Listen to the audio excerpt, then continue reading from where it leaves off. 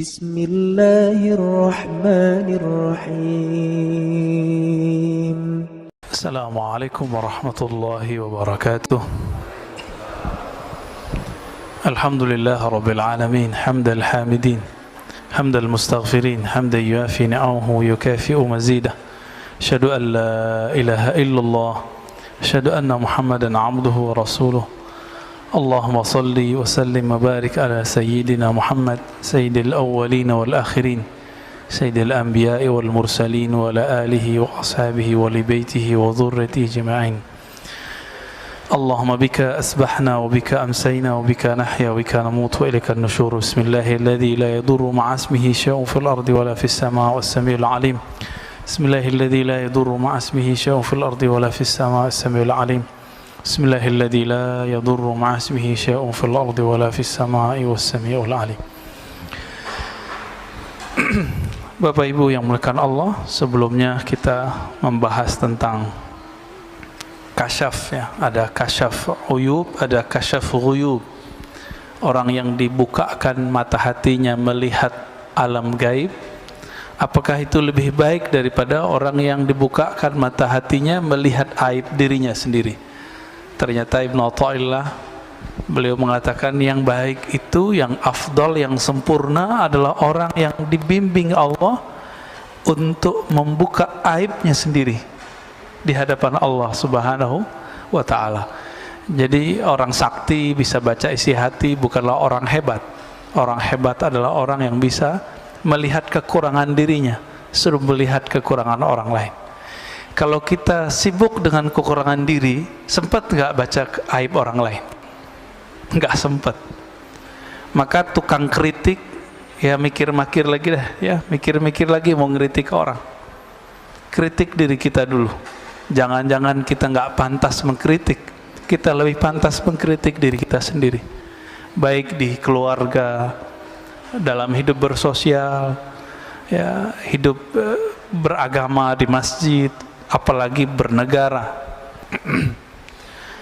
Nah, ini sebelum kita masuk ke hikam, kita ingin sekedar mengingatkan saja bahwa Yahudi itu ada 3 macam. Ada Yahudi ortodok, yang soleh-soleh ini. Itu mereka meyakini betul tanah yang ada di Palestina itu tanah mereka. Cuma apa kata mereka? Kami menunggu imam akhir zaman. Jadi Yahudi aja nunggu imam akhir zaman, Pak. Nunggu mereka. Sekarang kita nggak punya hak mengusir siapa saja, begitu kata orang-orang Yahudi.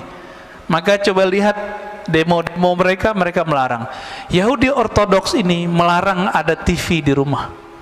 Nggak boleh ada internet kecuali orangnya mungkin sopir Grab gitu ya. Itu baru.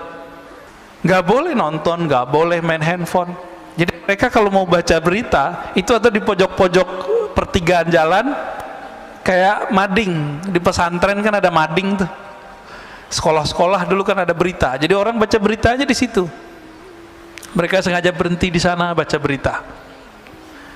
Ya boleh disebut juga Yahudi kolot, ya. Tapi marah juga mereka disebut Yahudi kolot kali ya.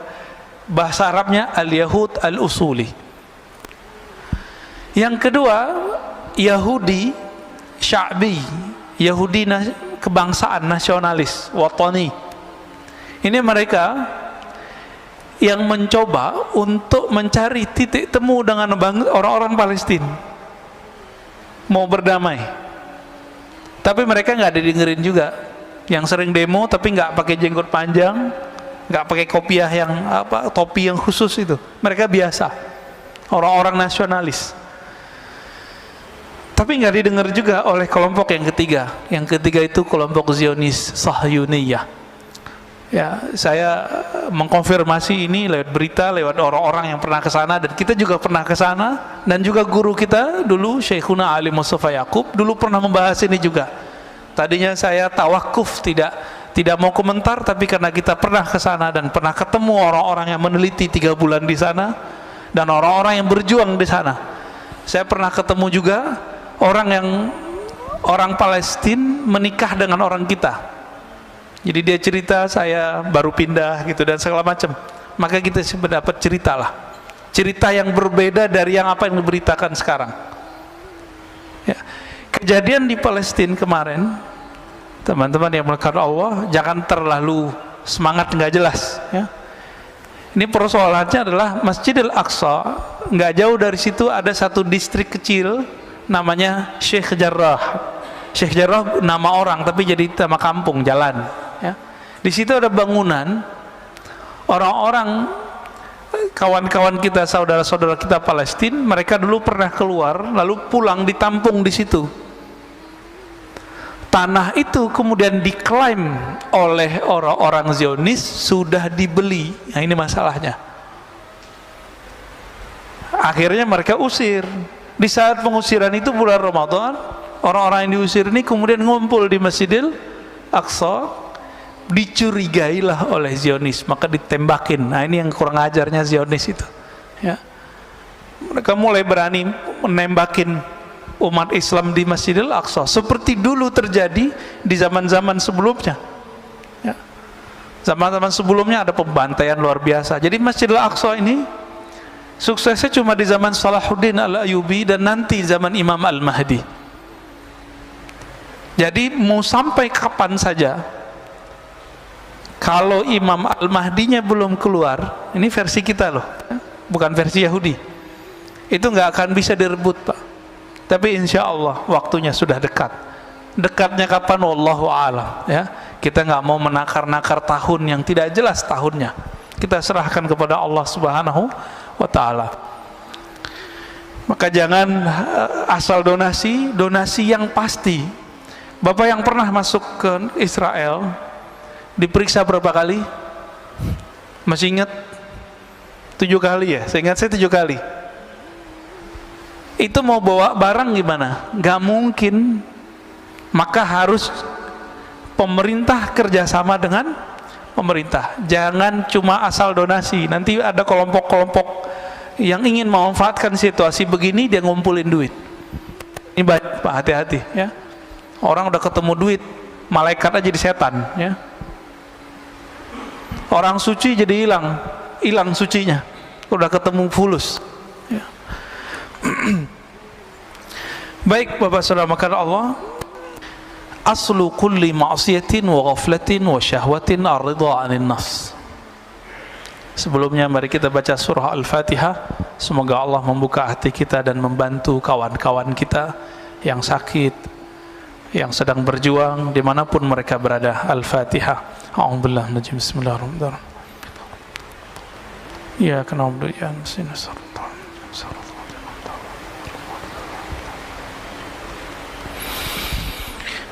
Qala Ibn Athaillah Sakandari qaddasallahu sirrahu aslu kulli ma'siyatin wa ghaflatin wa syahwatin ar-ridha 'anil nafs. Sumber dari semua maksiat, sumber dari semua penyakit hati bernama lalai, sumber dari syahwat itu adalah ar-ridha 'anil nafs. Meridhai, membiarkan kehendak diri, membiarkan diri kita terpapar oleh syahwat, membiarkan diri kita menikmati tidur lalu tidak tahajud, membiarkan diri kita berdebat, membiarkan diri kita untuk memandang sesuatu yang tidak halal.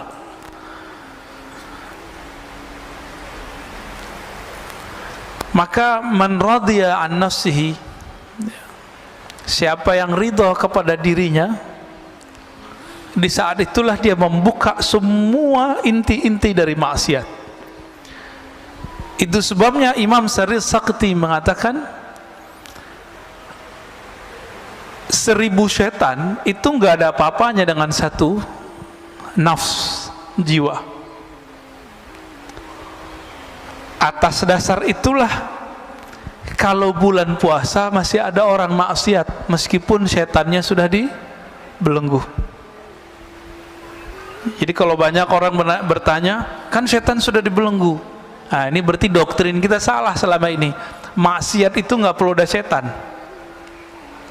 Merusak di bumi nggak perlu ada setan, Pak. Bakat alami dalam tubuh kita itu merusak. Itu bakat alami. Inilah yang dibaca oleh setan, yang dibaca oleh malaikat. Apa kata malaikat? ya Rob, kenapa engkau menciptakan di bumi makhluk yang merusak dan membunuh? Jadi karakter jiwa kita itu sudah merusak. Dan saya sudah pernah membahas sebelumnya, jiwa ini punya karakter hewan, punya karakter buas, hewan ternak dan buas. Dengan karakter ini sudah cukup kita bermaksiat kepada Allah Subhanahu wa ta'ala. Jadi nggak perlu setan kalau mau maksiat. Bedanya setan itu menyesatkan. Nah, ini kata kunci.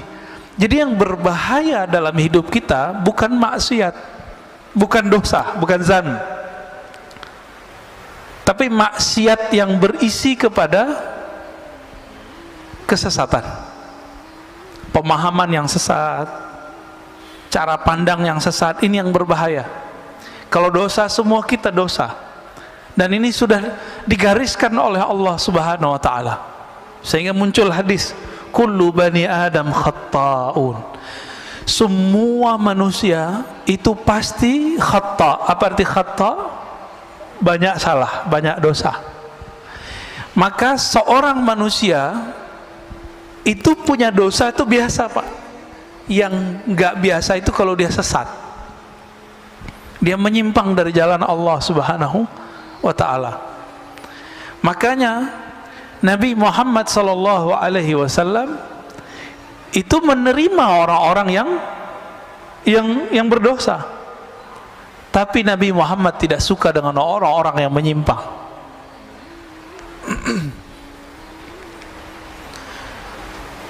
Dan dibalik, kalau maksiat, taat, ya,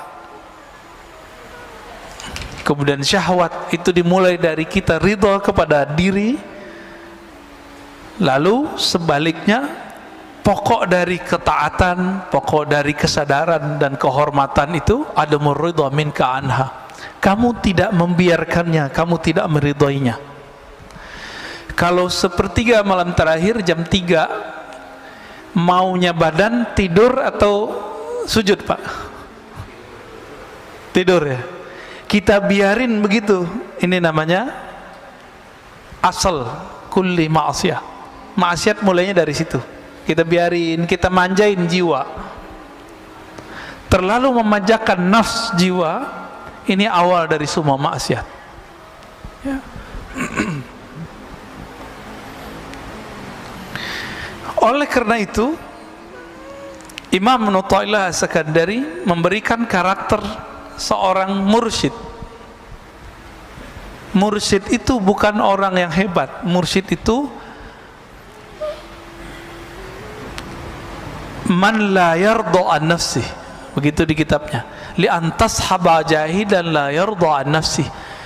Kamu berguru, bersahabat dengan seseorang yang tidak meridhoi dirinya, nafsnya, jiwanya, itu lebih baik daripada kamu berguru kepada orang yang meridhoi nafsnya, jiwanya. Maka kalau mau cari guru, carilah guru yang tidak membiarkan dirinya terpapar oleh nafs, jiwa kita, ya, kehendak-kehendak diri. Lalu beliau memberikan pertanyaan, fa'ayyu ilmin li'alimin yarda an nafsi. Masih disebut alimkah orang yang alim tapi dia mengikuti hawa nafsunya? Masih disebut alim enggak? Enggak. Wa ayyu jahlin li jahilin la yarda an nafsi. Masih disebut jahilkah orang yang jahil jika dia tidak mengikuti hawa nafsunya?